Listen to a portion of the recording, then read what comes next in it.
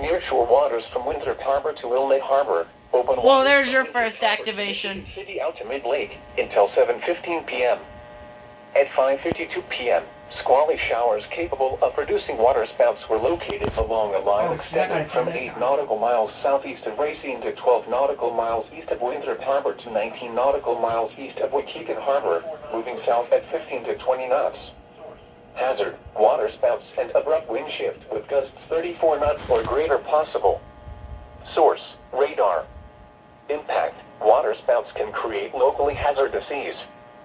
Small craft could be damaged and briefly higher winds and suddenly higher waves. That was an epic Showers activation. will remain over mainly open waters.